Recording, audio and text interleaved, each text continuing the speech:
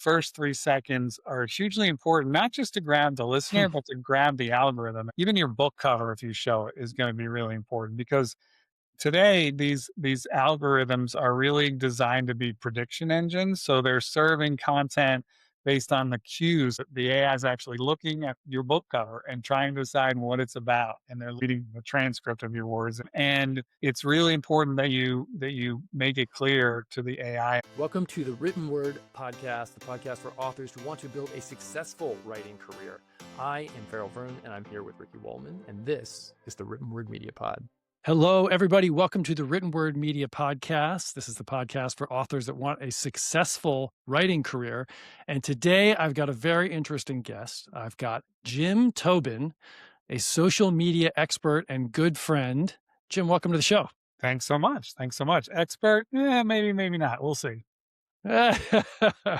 Well, Jim is the CEO of a company called Ignite Social Media and an agency called Carousel that handles influencer marketing. He's worked with some of the biggest brands in the world: Nike, IKEA, Samsung, Lowe's, Crocs, you name it. And he is also an author. So for the authors listening, Jim is both our expert and an author. And he's an author of 2 books called Social Media is a Cocktail Party and Earn It, Don't Buy It. Jim, I'm excited to talk to you today. And I wanted to start the show off by asking you, what is your favorite campaign that you've ever worked on? What's the most fun brand and most fun campaign that you've ever done?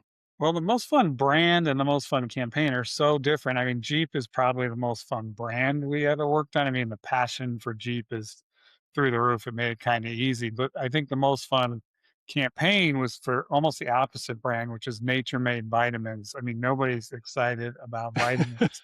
But we did a program years ago about mood, and they had a supplement that could improve mood. And we gave away a job to blog about your mood. And it was just such a huge home run. It came at the right time in sort of the environment of the country. It came at the right time in the sort of pace of social media, and the uptick was fantastic for the brand. It was really that one. It was a long time ago, but I still go back to that one as just a home run. That's awesome. And so, Jim, you've worked with all these major brands, seen some of the coolest social campaigns that are happening today, sort of huge budgets, really interesting programs. What is, so I'm going to talk a little bit about trend. What is a type of campaign that sort of wasn't working last year, but is working this year? Like what are the new campaigns you're seeing succeed? Yeah, there's a couple things. I mean, everything's always changing, and what we see now is a little bit of social discovery is becoming more important, and I think social commerce is also becoming more important. Social commerce has been about to happen for about 5 or 7 years, and all of a sudden, TikTok Shops is, I think, one of the fifth biggest retailer in America or something. So Wow. Instagram is suddenly trying to catch up, and you'll see a lot more shopping on Instagram soon. So I think social commerce is a big thing, but also, and this I think is really relevant to book authors, is how product discovery is done. It used to always be Google, and now Google's share of search, even when people are searching, is down to about 35%. So many people are searching on TikTok and Instagram, and largely those two, but other platforms too, that content created specifically for discovery can yield longer term benefits than sort of traditional social content, which is, its half life is maybe a day, right? Where you'll get half the views within 24 hours that you're ever going to get on that piece of content. If you can get good social discovery content that surface when people search for a phrase, the half life of that content can be much longer. That's really interesting. And so, I had BookTok to talk about later in Yeah. the show, but maybe let's just talk about it now. You mentioned that the commerce on TikTok is going crazy, and a lot of the authors that are listening have obviously heard about BookTok or are consuming that content. Talk Yep. to me a little bit about like the mechanics. What are you seeing in terms of like how people are discovering and then actually transacting and actually buying? So TikTok's interesting. TikTok Shops has grown a lot of people have gotten a lot of faith in TikTok Shops. It's a very easy purchase path. You click a couple buttons, you click Apple Pay or whatever on Google, and boom, you get the product delivered fairly quickly. they almost got rid of the ability to fulfill your own orders. So about 2 months ago, they said they were going to end that. That anything sold on TikTok shops, you had to ship it to TikTok warehouses so they could ship it out. As you might expect, there was a big backlash against that, and they backed away and said, "No, no, you can still fulfill it yourself, and you can fulfill through Sure. Amazon, or you can fulfill out of your living room. You just got to get it shipped out within, I think, 2 days to keep yourself in good standing." So authors can still do some fulfillment themselves through TikTok shops. I think that would be worth experimenting with. That's awesome. So, like on TikTok and sort of the vertical video revolution, Yeah. um, what kinds of content are you seeing working? Obviously, people, huge brands pay you to develop these campaigns. What kinds of things when somebody comes to you, what are some of the arrows in your quiver, so to speak, for those kind of campaigns? Yeah, it really comes down to the way you do your content. And really that first 3 seconds are hugely important, not just to grab the listener, but to grab the algorithm. And in fact, even your book cover, if you show it, is gonna be really important because today these algorithms are really designed to be prediction engines, so they're serving content based on the cues. So they're actually looking at the video, the AI is actually looking at your book cover and trying to decide what it's about, and they're listening to your words or reading the transcript of your words. They don't actually listen, but all of those things are signals to the AI as to what your book is about. And it's really important that you make it clear to the AI and make it clear to in the content. That's one part. The other part is that the algorithm is really rewarding consistency, and consistency in two Hmm. ways. One is consistent posting. If you're only posting when your book is ready to launch, you haven't built up any sort of credibility. You haven't told the algorithm what your content's about over a period of time. You haven't really juiced the algorithm. So that's a part of it is steadily doing that content. And then the other part is making sure that that content grabs right away. Yeah, I want to go back to something that you said that's just like blew my mind. You said it's the first 3 seconds of the video. Is Yeah. that's where we need to get the hook in? Yeah. So when you're trying to communicate an idea like for one of your brands and maybe it's a complicated idea, it's the value of a product or something. How do you get that out in 3 seconds? Well, you don't have to get the answer out. You at least have to get the question out. So, like, Interesting. for a fiction author, maybe it's if you like X, you'll love Y. So Yeah. you talk about a famous book that's sort of got the same DNA as yours, and then that can be done in 3 seconds. And now you're talking about, you need to meet the Jones family that has this, da da da da. So you have a little time once you grab the hook. So I think that's part of it, and then you could also have maybe, if particularly if you're a nonfiction writer, what's the common wisdom everyone thinks is right but is actually wrong? You can get that Mm. hook out in 3 seconds, and negative hooks outperform positive hooks, and so now you're positioning yourself as an authority, right? But you're getting that hook in there or that thing that people don't know about this topic. Boom, that's in 3 seconds, and then you have a little time to air things out. That's really interesting. And so, just for those of us that maybe aren't steeped in the world of marketing, talk about you said a positive hook and a negative hook. Explain those two things to us a little bit. Yeah, so the negative hook would be, why this why email marketing is actually killing your progress, Right. right? It's not, but that would be a negative Yeah, hook versus email marketing can make you millions. That's a positive hook, right? I see. Okay, got it. And people are much more likely to pause on the negative hook because we're human and that's just the way it is. So knowing that, and I like to think one of the things we say about Ignite as a company is that we operate at the intersection of psychology and technology. And so does anyone trying to use social media, right? You've got to think about the psychology of what gets you to stop the scroll. What's Yeah. unstopping content to you? And then you can produce it. There's a bit of a formula to it. So, for our authors that are out there on sort of a shoestring budget, and Yep. they're trying to come up with that formula, what is the magic formula for producing this content that the algorithms and people wanna see? Yeah, I think the magic formula is consistency and a little bit of behind the scenes. So, I think people want to, see what you go through to write. I don't think a few years ago, 4 or 5 years ago, Instagram in particular was perfection marketing, right? The perfect Yeah. house, the perfect, Everything looked you know, beautiful. everything was beautiful. That we've moved on from that. People want to see Hmm. the real now. And so, the messiness of, you know, cold 3 old cups of coffee and 42 browser windows and, crumpled up paper or deleted scenes folder or whatever, that sort of lo-fi content is working really well. The other thing is engaging. So, another trend you might see a lot is the comment reply video. Somebody asks you a question, you take that, put the question up Mm. here and reply to it. I mean, why did this character do that? Or, that's now you're beginning to build, a community around your characters, around the topic that you cover, um, about who you are as a writer, the struggles you've had.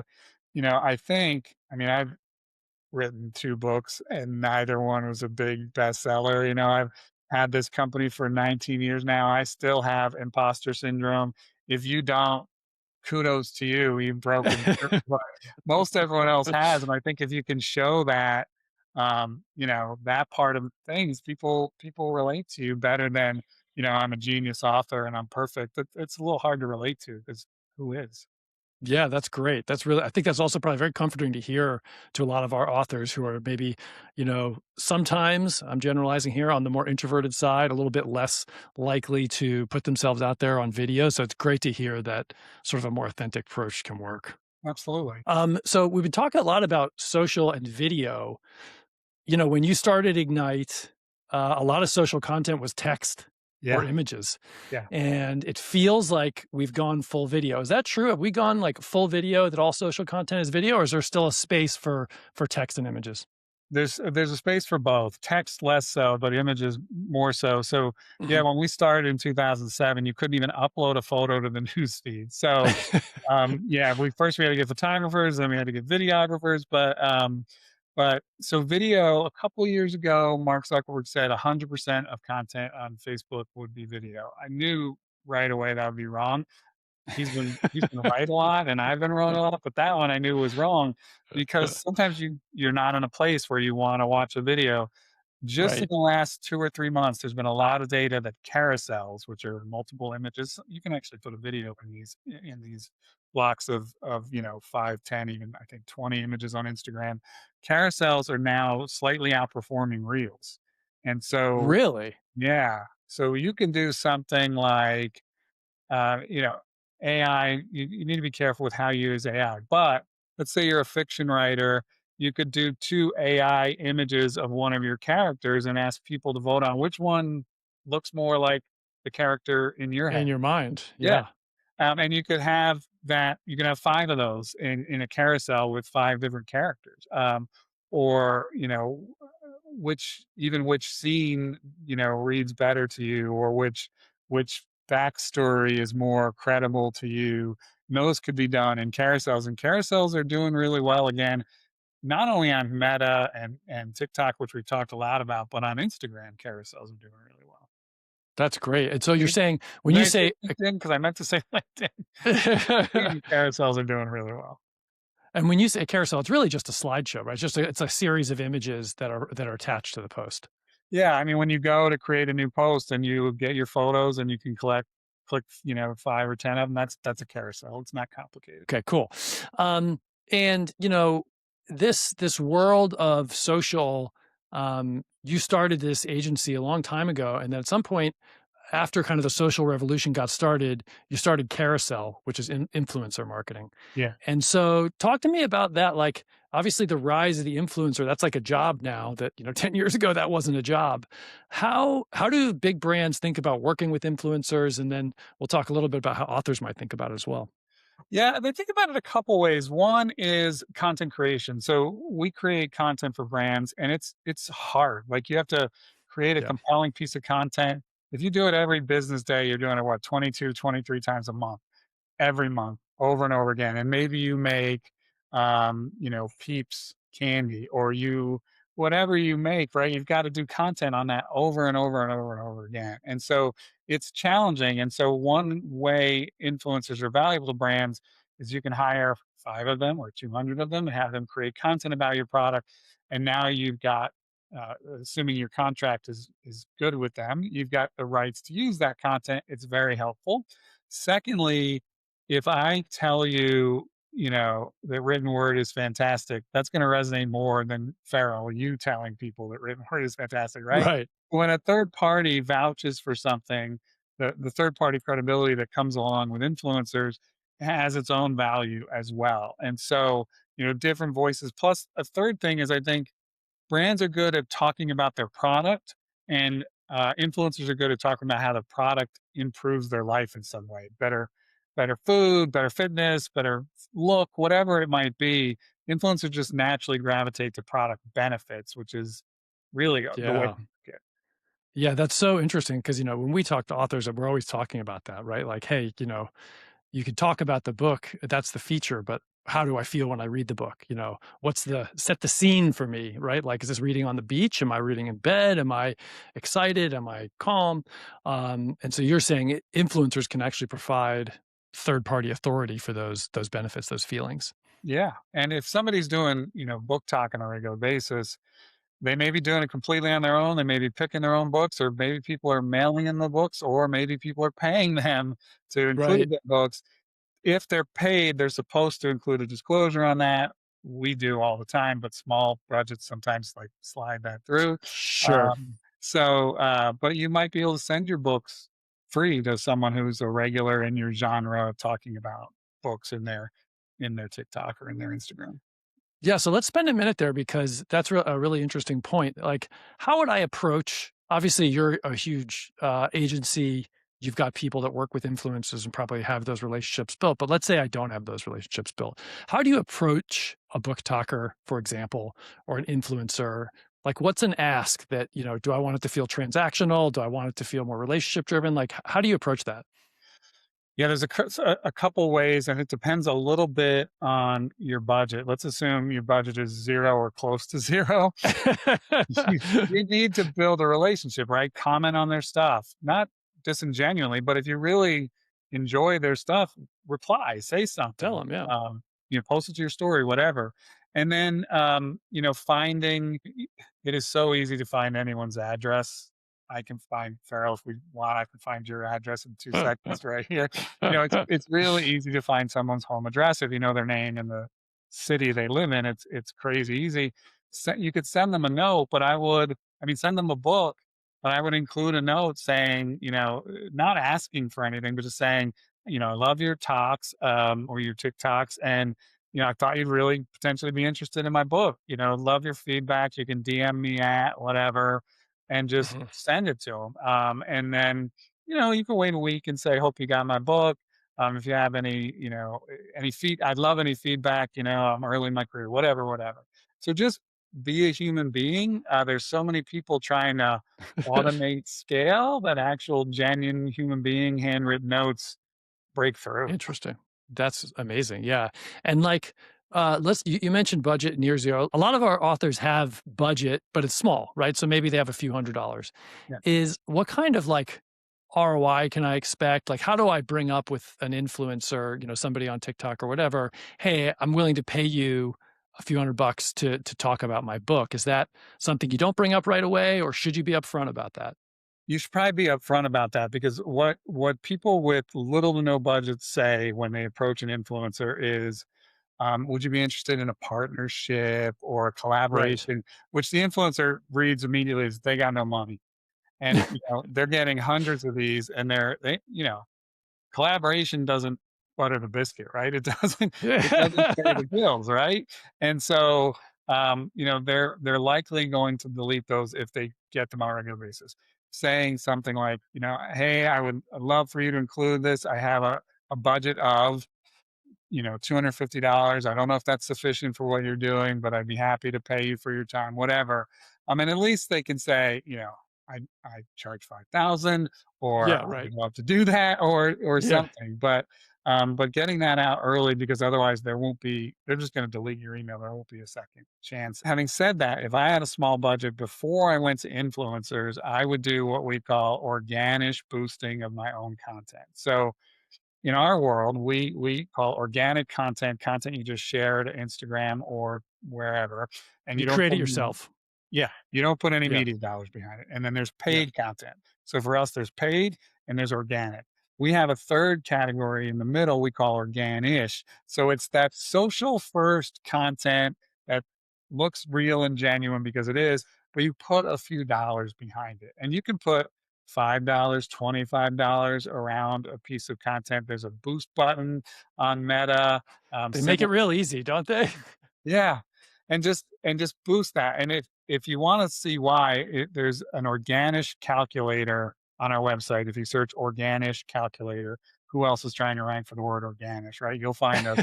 Um, and you can put in there how much it's costing you to create a piece of content, whether that's and it costs you time. So you can say, well, Yeah. probably $100 of my time or whatever. And then what if I put in $25 or what if I put in $100? What would I get? And you can predict the number of views and impressions and engagements you're going to get by adding a few dollars to it. And if you're spending this time creating content, the incremental spend can make it reach 5, 10, 20 times more people. It's a really good investment to start with.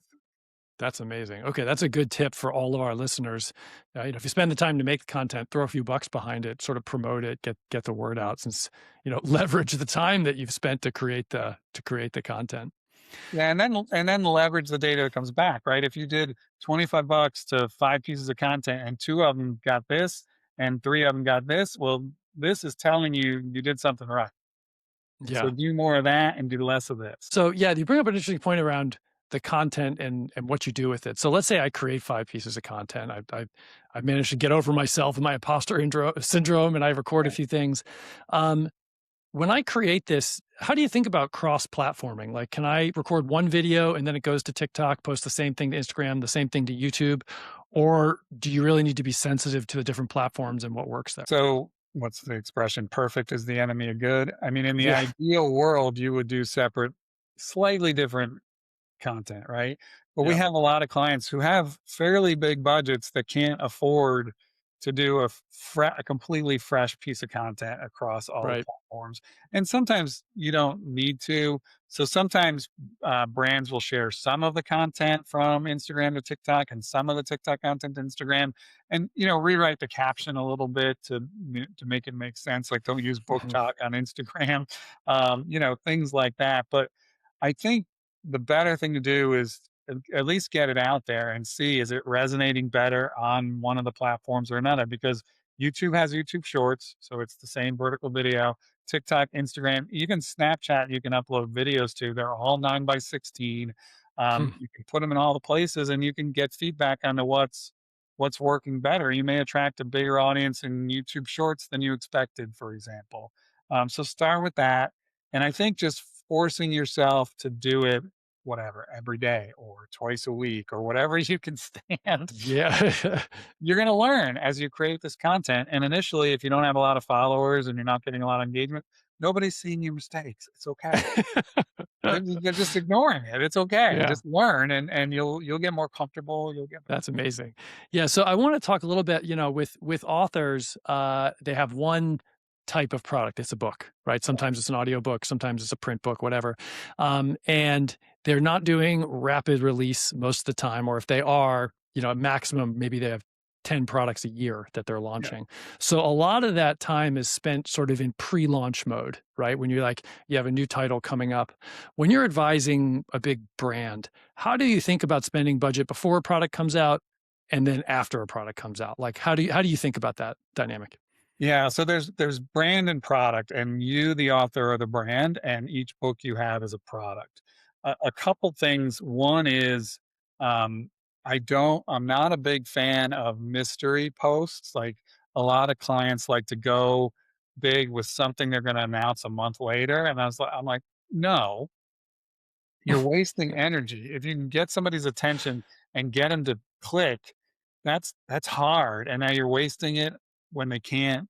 convert. Get So the thing. Yeah. yeah, so I would do a lot of book process stuff. Maybe you're not sharing the title, but you're giving a rough idea of what it's about, or the hero's journey continues, or the struggles you're having as an author. All of that happening, and that's really you, the brand. You're the author. You're sharing the creative process. You're sharing a little behind the scenes, and then when it's time, I think it's okay to the content shifting to, if you support me, it'd be great if you'd buy it this week, because then I'd jump up the Amazon charts. Like, just overtly asking, like, if you have any interest, it'd be great to buy it today. And then sharing the Yeah. next day, hey, I'm fourth in the Amazon category for this, this, and this. Right. Those sorts of things I think are fine to do. And then continuing after the books come out to going back to you as a brand, going back to parts of the book. The nice thing about social media, it's the inverse of like TV advertising, where you have to take one feature and just beat it over the Yeah. head repeatedly. With social media, you can break into 1,000 pieces and see which of those 100 or 200 of those 1,000 pieces people are interested in, and keep drilling into those. That's amazing. So, Jim, one of the things, and we've known each other a long time, and I know Yeah. one of the things that you sort of preach and talk about a lot is humor, right? And the importance of humor in advertising. And we have a lot of authors who have humor in their books, but we also have a lot of authors that are dealing with sort of dark topics, right? Or Yeah. dark fantasy, dark romance. These are really popular genres right now. How do you think about picking your humor level per brand when you're working with somewhere, and like how should authors think about that? Humor has its place. I already talked about negative hooks Yeah. versus positive hooks. So negative hooks that are not funny also have their place. There's a lot of different ways to go on social media. I think uh, humor is very hard to do, number one. Yep. Um, so I would be comfortable trying it, as long as you're willing to kill it before you post it. If you just know it's not resonating, or you have a spouse or a partner or a child who would be like, oh, your child will say cringe, you know, um, and sometimes cringe is okay. If you're old enough, cringe is okay. But if Yeah. you're young and it's cringe, no, maybe not. So I think it's okay to try it. And, you know, I'm Irish. If you've ever been to a wake for an Irish person, dark humor can resonate really, really well.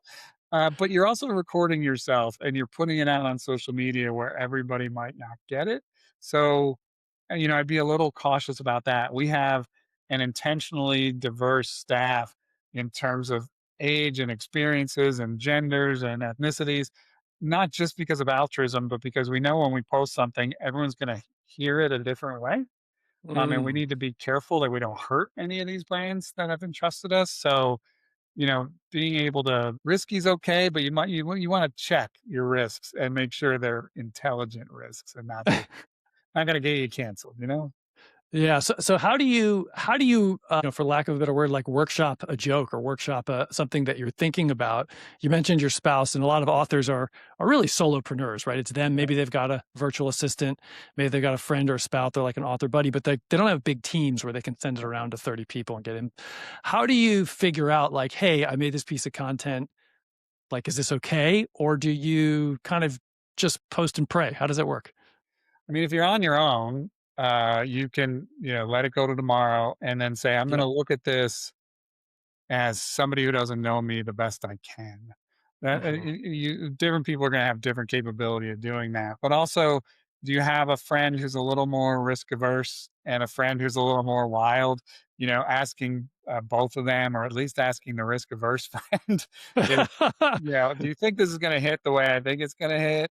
Those sorts of things would be wise. And if you're not sure, you don't have to, particularly if you're getting anything that's gonna insult, a wide group of people.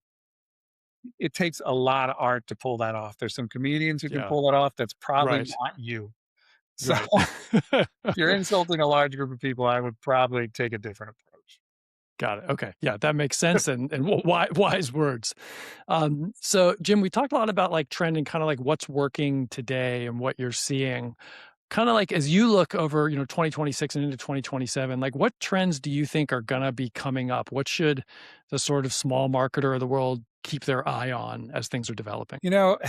Predicting trends is really tough, but I can say that um, for now and for the foreseeable future, I think using trends, trending audio, trending video, and putting your own spin on it, whether it's you're pretending you're a character of one of your books, mouthing a trending audio clip or acting it out, or you as an author dealing with a frustration in a funny trending audio clip, doing duets or replies to, so that's taking someone else's clip and putting your reply or reaction to it.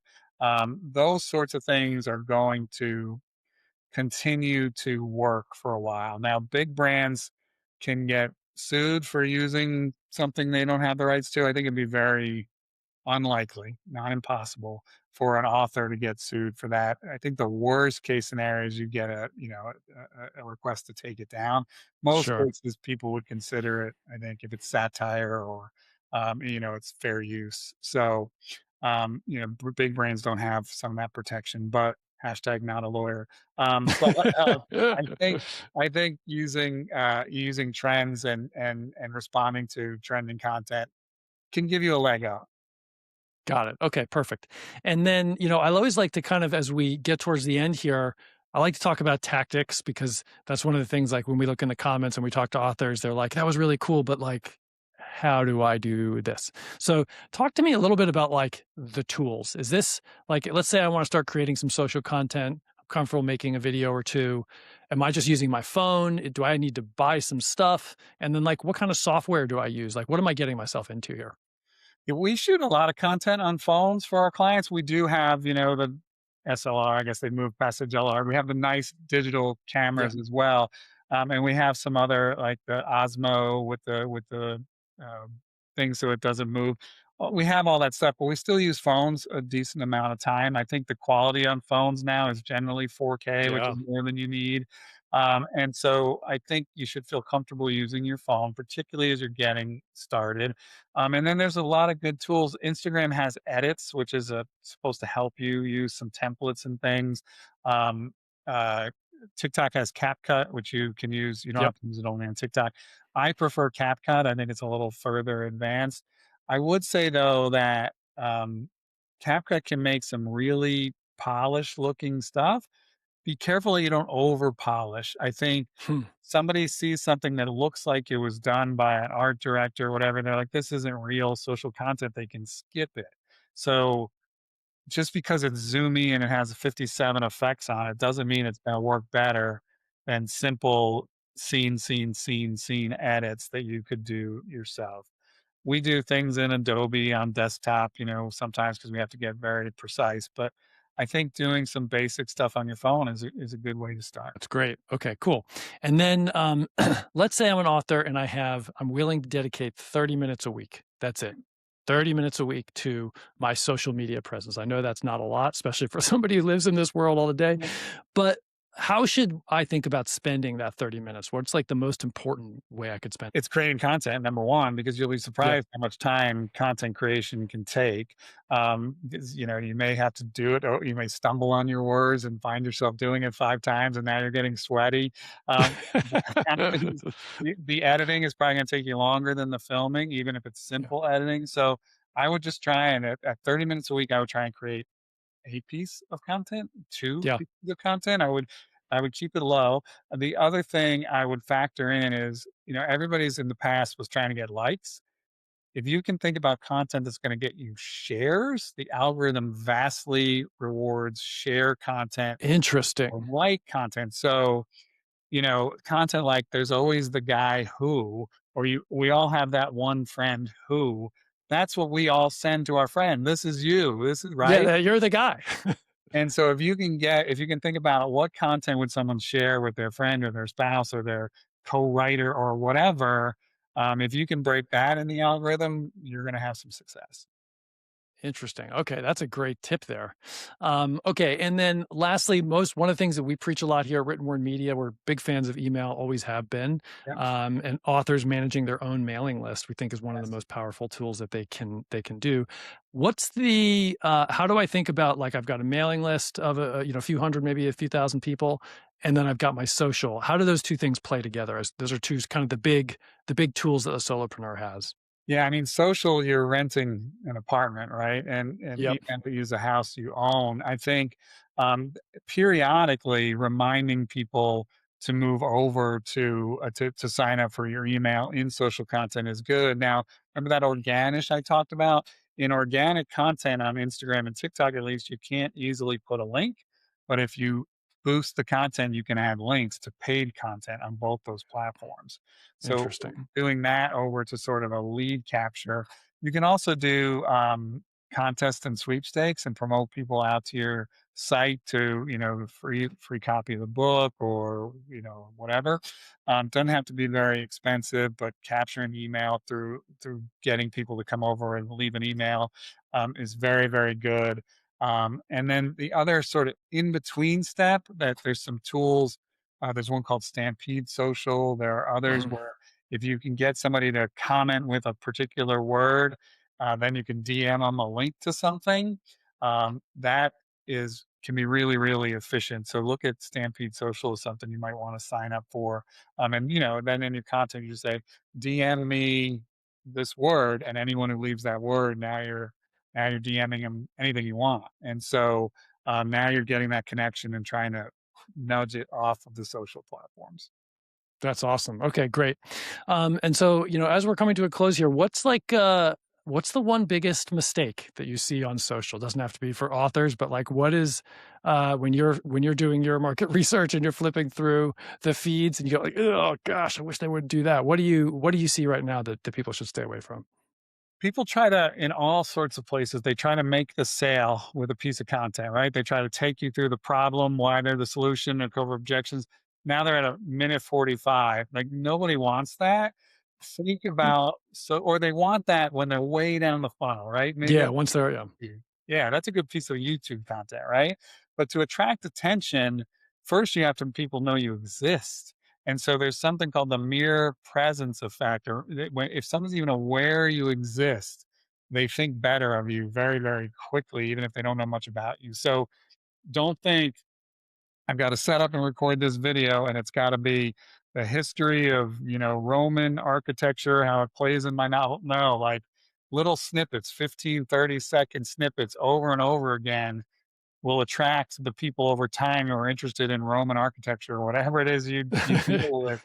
It will attract that niche over time. Don't try and close the sale on a single piece of content. Amazing. Okay, got it. All right. Well, Jim, thanks so much for sharing your expertise and your wisdom with us today. If people want to find out more about what you're doing, what should we check out? Probably ignitesocialmedia.com or on Instagram, I'm JR Tobin. And I'll share some stuff there too. Amazing. All right. Well, authors, thanks for listening. Jim, thanks for being a guest. We appreciate you and keep writing, and we'll talk to you next week.